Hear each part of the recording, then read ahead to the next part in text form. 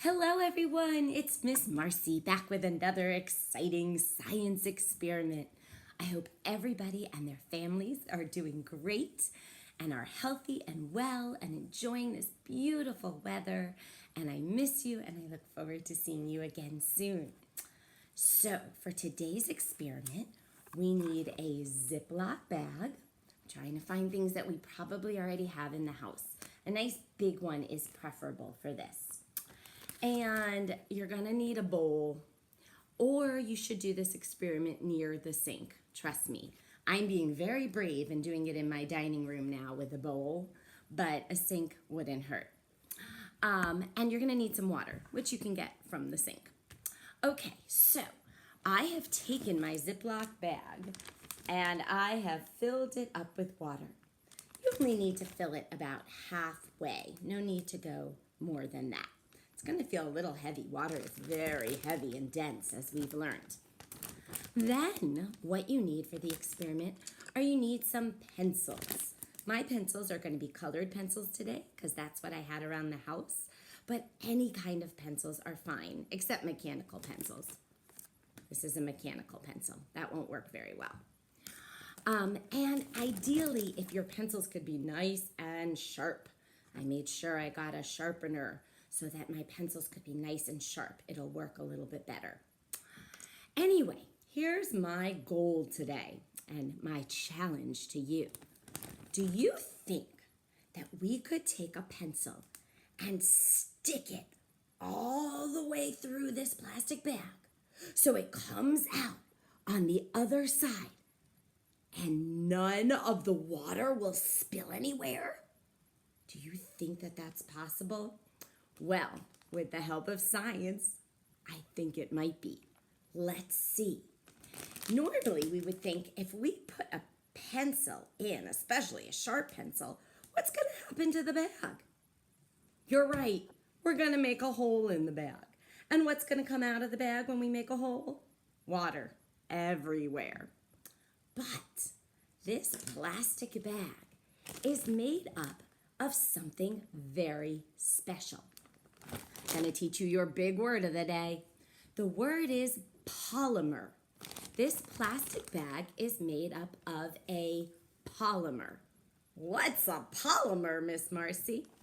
Well, let me try to explain. It's a little bit scientific and complicated. Everything in the whole world are made up of teeny tiny building blocks. We've talked about this before, called atoms. Not the name Adam, not that kid in your class, but atom, A-T-O-M-S, atoms.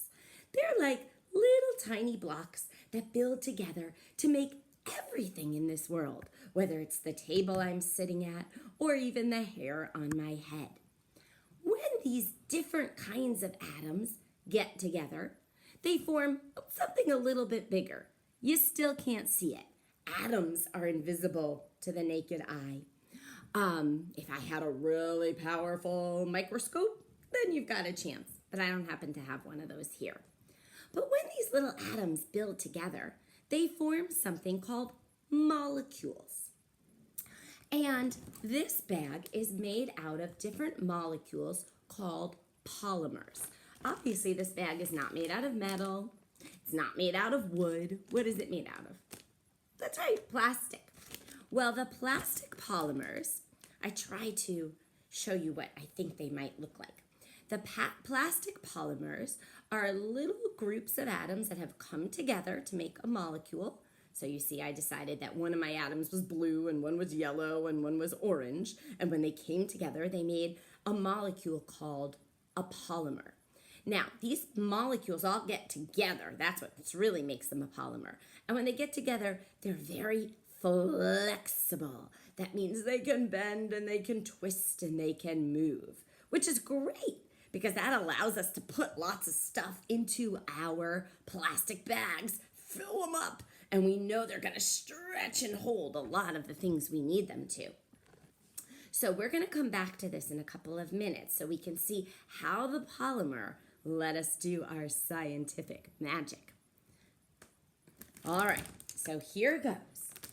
Can Ms Marcie take this pencil, stick it all the way through the bag, have it come out the other side, but only of the pencil come out the other side. Not any water anywhere. I don't know. Is that possible? Let's see. Now the trick to this is to be very brave and do it very quickly, okay?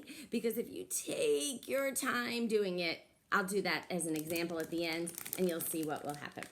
All right, very brave. I'll keep my bowl nearby just in case because I really like my dining room table. But here goes. Let's trust the science. 1, 2, 3. Whoa! Look at that. There's the pencil on one side. There's the side it went in. This is not an optical illusion. Whoa! All right, I have a whole bunch of pencils. Let's see how many I can get through, okay?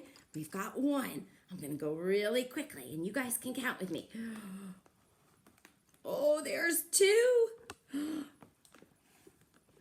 3. 4.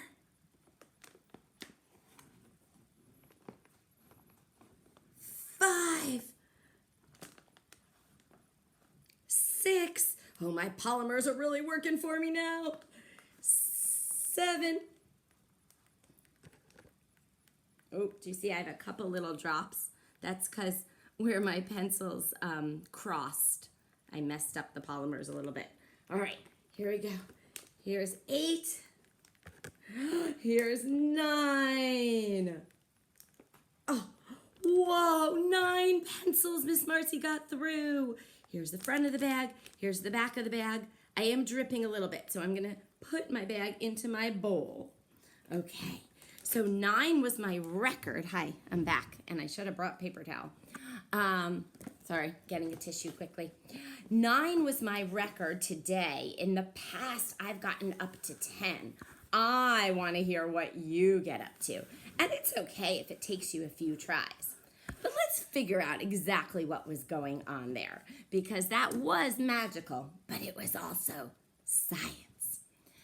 So when we stuck the pencil, ooh, that would have been number 10, through the bag, yes, we were making a hole in the bag, right? If we made a hole, in fact, we made 2 holes because we made one through the front and it came all the way out the back. So we made 2 holes. But the polymers work in a very wonderful way. When the pencil goes through the chain of molecules, when it goes through, the molecules, remember I told you they're so bendy and flexible? They immediately make a seal. I'm sorry, that's hard to see with my big fingers in the way. They immediately close up around the pencil and seal up that hole really tightly. So that pencil goes in, but it doesn't have a chance to actually leak because right away, those really flexible polymer molecules say, uh-oh, there's a hole. Let's just seal it up. Let's bend ourselves around that hole and fix it up. And boom, they do it. Now, if the hole was too big, do you think the polymer would be able to do it? I don't think so. Not in an ordinary Ziploc bag. Perhaps a stronger polymer that made up something a little more powerful and industrial, then maybe that could plug a bigger hole. But these pencil points are making very small holes, and our polymer chain of molecules that makes up the plastic bag is so flexible that the minute that pencil goes in, the polymer says, oh no, we're not gonna leak now. And it makes the molecule close around the hole and seal it right up. So that is the science behind it. But if you're doing this experiment to show your brother or sister, you can just tell them it's magic first and explain the science later. I am going to show you, I'm going to try to put a pencil through very slowly and show you that if you take too long to do it, the polymer, I don't know if it's really showing you that, but if you take too long to do it, the polymer can't really get there in time. to seal it up. So that's why you do want to be fairly quickly moving on this experiment. So I hope you enjoyed. Go get your Ziploc bag. Go stand near a sink. The bowl is full of water now because those polymers make a seal, but they can't keep the seal for very long. It's like a temporary seal. So be near a sink. Get your Ziploc bag. Get your pencils. Try to get them sharpened if you can. You do not need beads or a pipe cleaner unless you want to, look at the way the... Hi there. Of course, my iPad died when I was finishing up your science lesson. So I was saying that we don't need beads or the pipe cleaner unless you really want to show how the polymer works, which is super cool and would be great if you're trying to teach a younger brother or sister. It's good to have a visual, but make sure these beads are small. Make sure nobody puts them in their mouths or nose or ear or anywhere inappropriate.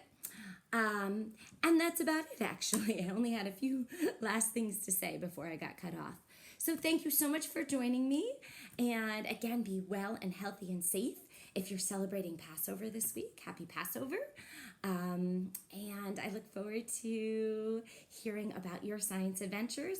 I'm always available via text, 917-626-4224, or email, that's marcielevinejacobs@gmail.com, marcielevinejacobs@gmail.com.